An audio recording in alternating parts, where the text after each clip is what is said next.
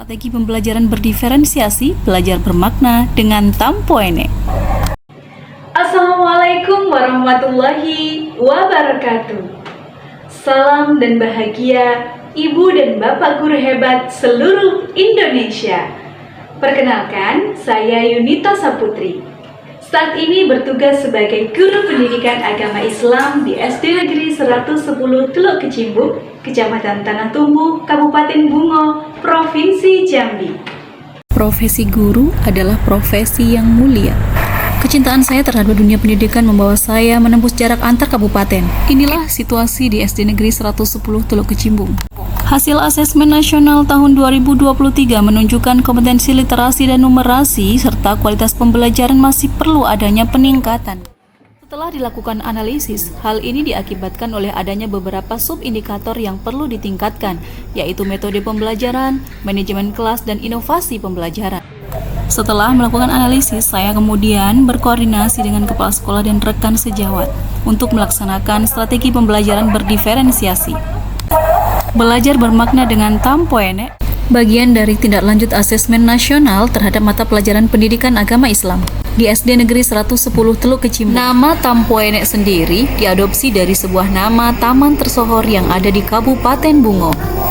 Tampoene adalah sebuah akronim dari tingkatkan aktivitas melalui pembelajaran yang optimal, efektif, nyata, edukatif, dan kreatif. Ketersediaan sarana dan prasarana, sumber belajar, dan media pembelajaran yang masih sangat minim merupakan tantangan bagi saya dalam menerapkan pembelajaran bermakna dengan Tampoene. Dengan memanfaatkan aset dan sumber belajar dari lingkungan, kegiatan belajar dapat terlaksana dengan maksimal. Berikut aksi pelaksanaan pembelajaran bermakna dengan Tampoene dilakukan. Kelas dibuka dengan salam dan doa bersama, serta kegiatan apersepsi.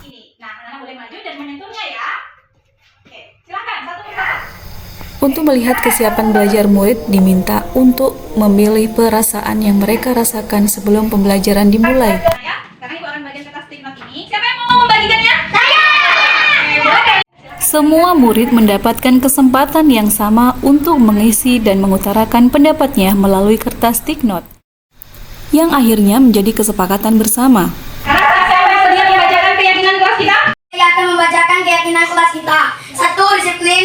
2. Bertanggung jawab. 3. Menghargai. Baik, ada 3 keyakinan kelas kita. Semuanya setuju? Untuk mengelola agar kelas menjadi lebih hidup, maka guru mengajak peserta didik untuk bermain Raja Suit. Permainan ini adalah latihan kecepatan dalam pengambilan keputusan dan respon yang cepat.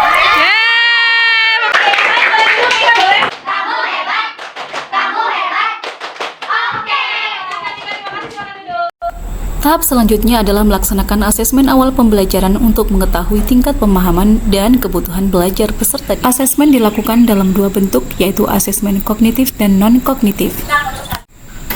Langkah berikutnya adalah menyampaikan tujuan pembelajaran. Disajikan sebuah permasalahan berkaitan dengan memahami pesan pokok Quran Surah Al-Ma'un.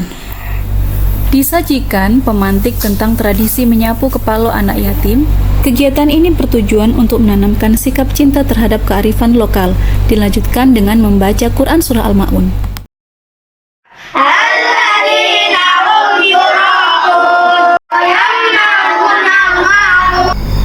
Dalam diferensiasi proses, diterapkan berbagai metode pembelajaran berupa pembelajaran mandiri dan kelompok besar. Penerapan pembelajaran berdiferensiasi dengan Tampoene merupakan salah satu cara memenuhi kebutuhan, minat, dan gaya belajar murid dengan konten yang beragam berupa buku teks, buku tajwid, serta media pembelajaran interaktif yang di dalamnya berisi ayat-ayat Al-Quran, gambar, dan juga teks, serta kuis yang memudahkan murid dalam mengerjakannya, serta untuk mengukur sejauh mana tujuan pembelajaran telah tercapai. Pengorganisasian murid ke dalam kelompok kecil dibagi menjadi 4 kelompok secara heterogen berdasarkan kemampuan dan minat belajar. Agar pembelajaran lebih bermakna, maka disajikan media pembelajaran interaktif dengan Canva for Education yang dibuat sendiri oleh guru. Murid berkolaborasi bersama dengan teman satu kelompoknya. Guru membimbing penyelidikan dan Di akhir kegiatan, murid mempresentasikan hasil diskusi kelompoknya di depan teman-temannya. Murid saling menanggapi hasil kerja rekan sejawatnya dan dilanjutkan dengan mengerjakan evaluasi. Kami akan membacakan hasil dari diskusi kelompok berkah. Assalamualaikum warahmatullahi wabarakatuh.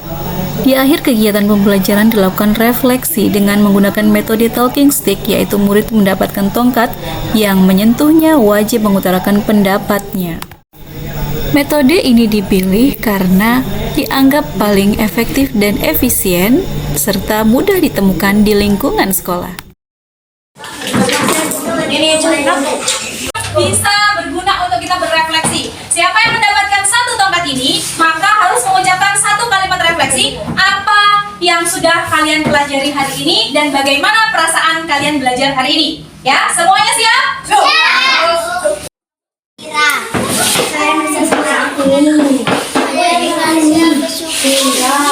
Saya merasa bahagia. Sementara pada pertemuan berikutnya dilakukan pembelajaran berbasis proyek, yaitu murid diberikan kebebasan untuk membuat produk bersama dengan tim dalam kelompoknya dengan karya yang bebas, yang berhubungan dengan memahami materi pesan pokok Quran Surah Al-Ma'un. Hasil karya yang disajikan oleh murid beragam. Ada berupa peta konsep pemahaman belajar mereka tentang materi memahami pesan pokok Quran Surah Al-Ma'un, dan ada juga berupa kotak amal untuk fakir miskin dan anak yatim. Nah, sekarang sudah selesai semua hasilnya? Baik, kalau sudah selesai, kelompok mana yang mau presentasi duluan? Ya, kelompok. Assalamualaikum warahmatullahi wabarakatuh. Ini hasil kerja dari kelompok Nabi Adam. Ciri-ciri pendusta agama. 1. Murid terlibat aktif dalam memberikan penilaian antar kelompok dan saling memberikan saran dan komentar kepada kelompok lainnya. Berikutnya, di akhir sesi, kotak amal yang tersedia digunakan untuk mengumpulkan sedekah yang dibawa oleh para murid dan dapat dibagikan kepada kaum duafa yang ada di sekitar sekolah, sehingga pembelajaran yang terlaksana menjadi bermakna sesuai dengan kehidupan nyata.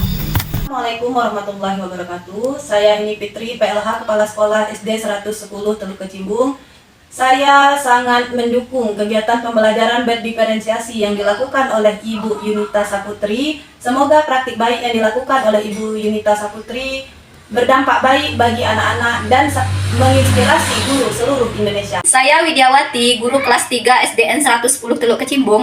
Setelah melihat praktik pembelajaran berdiferensiasi yang dilakukan oleh Ibu Yunita Saputri, saya terinspirasi untuk menerapkannya. Setelah saya belajar agama, saya lebih merasa semangat. Saya senang belajar agama hari ini karena materinya menarik dan ada gamenya. Assalamualaikum warahmatullahi wabarakatuh. Setelah melihat pembelajaran berdiferensiasi yang dilakukan Ibu Yuni, anak saya menjadi semangat belajarnya. Terima kasih. Saya Triyono, Kabid Pembinaan Ketenagaan Dinas Pendidikan dan Kebudayaan Kabupaten Bungo, Provinsi Jambi.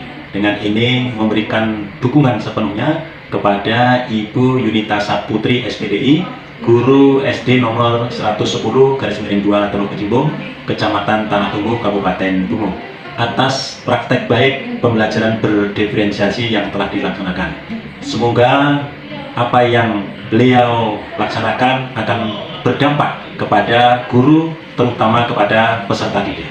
Dan ucapkan terima kasih atas dedikasi dan pengabdian yang tinggi-tingginya kepada Ibu Yunita Saputri untuk peningkatan pendidikan di Kabupaten Bungo. Semoga semakin maju dan berkualitas. Diseminasi praktik baik dilakukan pada KKGPAI Kabupaten Bungo.